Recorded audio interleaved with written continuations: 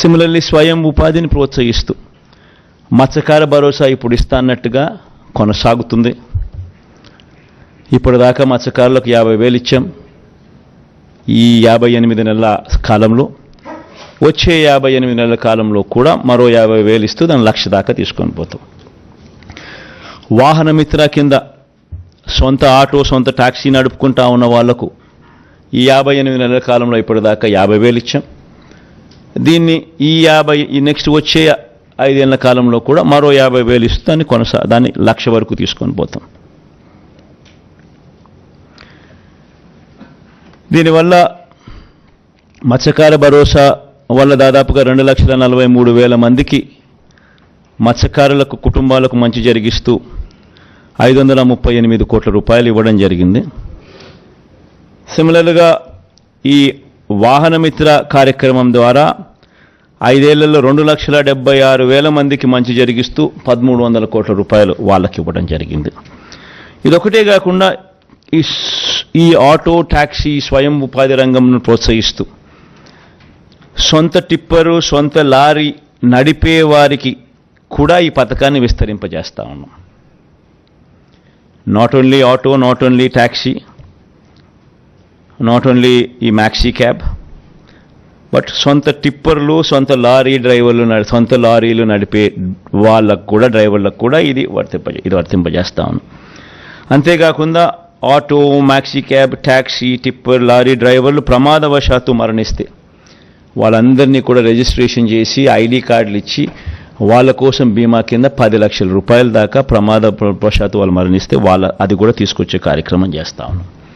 ఇదొకటే కాకుండా స్వయం ఉపాధిని ఈ రంగంలో ప్రోత్సహిస్తూ ఆటో, టాక్సీ, లారీ కొనుగోలు కోసం బ్యాంకుల నుంచి వాళ్ళు రుణాలు తెచ్చుకుంటే ఆ రుణాల మీద 3 లక్షల వరకు వాటిపై 6% వడ్డీకి భారం మాత్రమే వాళ్ళకు ఉండేలా, అంటే ₹1 వడ్డీ భారం మాత్రమే వాళ్ళకు ఉండేలా మిగతా వడ్డీని ప్రభుత్వమే ఇంట్రెస్ట్ సబ్వెన్షన్ కింద తీసుకుంటుంది. న్యాయవాదులకు లోన్ నేస్తం ఇప్పుడు ఇస్తా ఉన్నట్టుగానే కంటిన్యూ అవుతుంది. దాదాపుగా 5,781 మందికి 42 కోట్ల రూపాయలతో లోన్ నేస్తం కింద ఫస్ట్ 3 years ఆఫ్ వాళ్ళ సర్వీస్లో వాళ్ళను చేయబట్టుకుని నడిపించే కార్యక్రమం ప్రతి నెల 5,000 చొప్పున 6 నెలలకు 30,000 రూపాయలు ఇస్తూ చేయబట్టుకుని నడిపించే కార్యక్రమం కొనసాగుతుంది. ఇదే రకంగానే 3 ఏళ్ళు ఎవరైనా కూడా కొత్త వాళ్ళు వస్తూ ఉంటారు. 3 ఏళ్ళు కంటిన్యూ అవుతుంది. 3 ఏళ్ల వరకు చేయబట్టుకుని నడిపించే కార్యక్రమం జరుగుతుంది. చేనేత కార్మికులకు ఈ 5 సంవత్సరాలలో దాదాపుగా 1,20,000 మందికి మంచి జరిగిస్తూ ఈ 5 సంవత్సరాలలో 1,20,000 రూపాయలు ఇవ్వగలిగాం దేవుడి దయతో. ఈ పథకాన్ని మళ్ళీ ఈ 5 సంవత్సరాలలో కూడా మళ్ళీ దీన్ని కొనసాగిస్తూ మరో 1,20,000 రూపాయలకు, అంటే 2,40,000 వరకు తీసుకొని పోయి ఈ పథకాన్ని కొనసాగిస్తాం.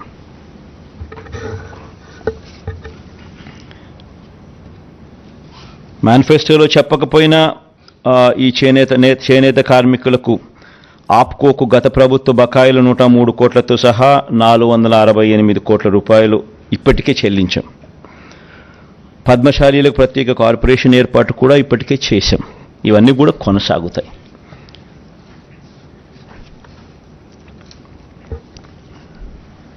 యువత ఉపాధికి సంబంధించి రాష్ట్రంలో స్కిల్లింగ్ మీద ప్రత్యేకమైన ధ్యాస, శ్రద్ధ పెట్టబోతా ఉన్నాం.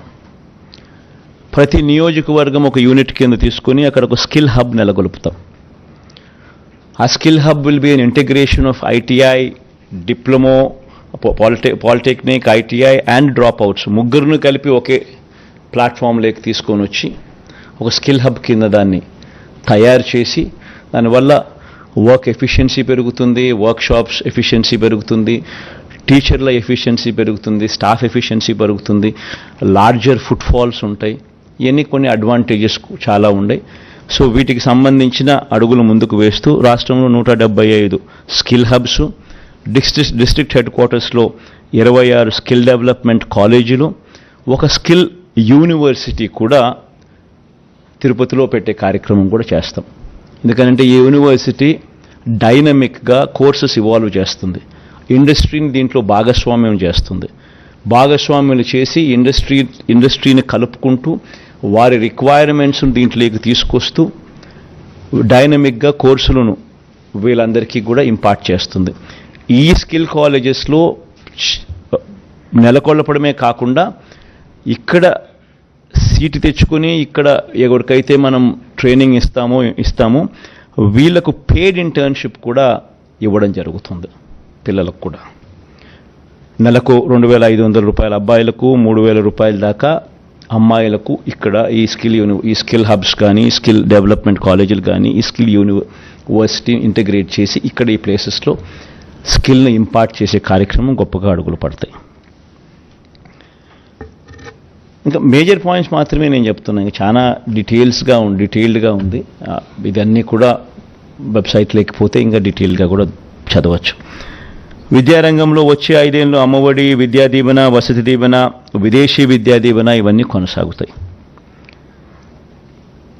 అన్ని ప్రభుత్వ బడులు రూపురేఖలు మార్చే మనబడి నాడు నేడు కార్యక్రమం కొనసాగుతుంది.